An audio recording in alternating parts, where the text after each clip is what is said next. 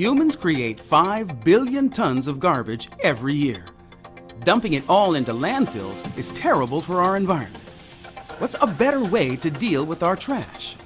Reduce, reuse, and recycle.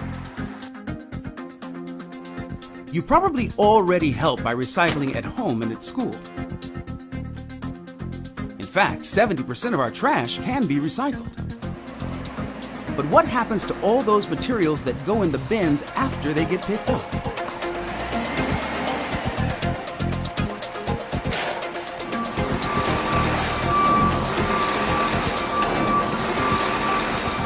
I'm here at E.J. Harrison & Sons Gold Coast Recycling in Ventura, California. It's at places like these that your recyclables, like glass, plastic, paper, and metal, are sent every day. Let's take a look at the life cycle of your reusable trash. Let her go, Mario!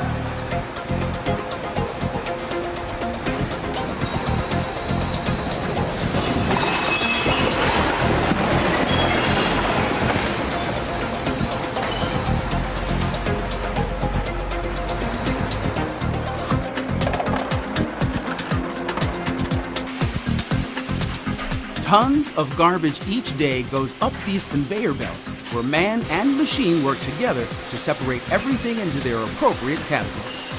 First to be separated is cardboard, a material that's easy to reuse again once it's cleaned up.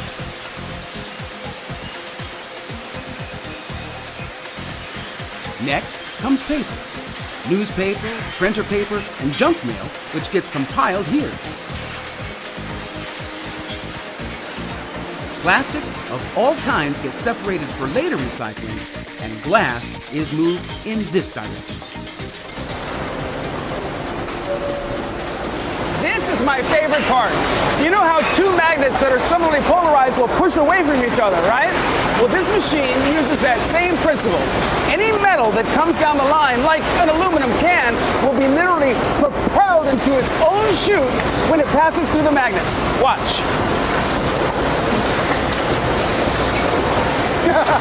Cool, huh? Thousands of pounds of cardboard are now in these cubes, all neatly separated and stacked, and ready for the next step.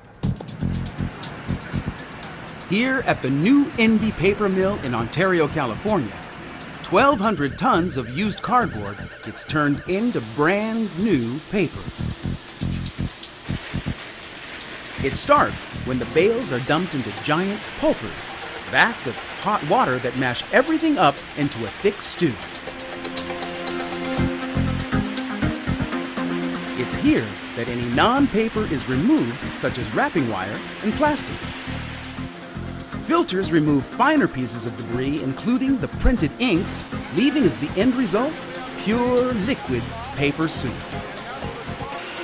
Gigantic pressers then begin the process of squishing together the pulp, which not only starts to form the new sheets, but also squeezes out much of the water, until finally the sheets go through 55 dryers, heated to 280 degrees, and it takes only a few seconds to remove the last remaining bits of moisture from the newly formed paper, which is then rolled into giant spools. Those rolls then get cut into the size of paper New Indy's customers have asked for. The cut rolls are taped and banded closed, stored on top of each other, and the process is finally complete.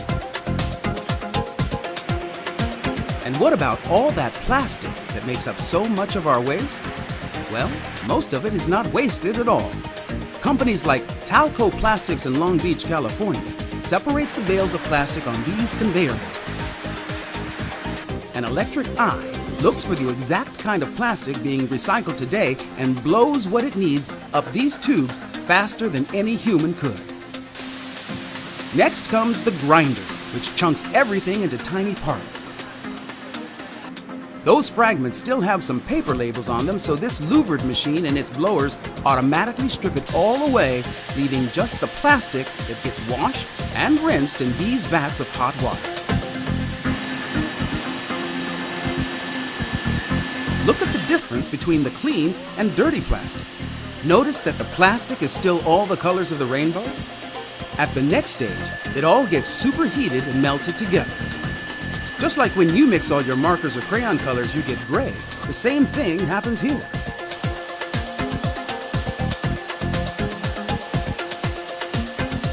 The now gray plastic gets formed into pellets which are boxed up and sent on their way to be formed into some newly made plastic object. The whole process took only an hour, but saved so much of our planet's precious resources. Reduce, reuse, and recycle. It's a process that we are all responsible for.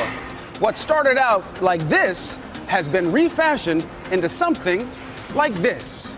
Brand new, ready to use, and recycle again. But you don't have to take my word for it.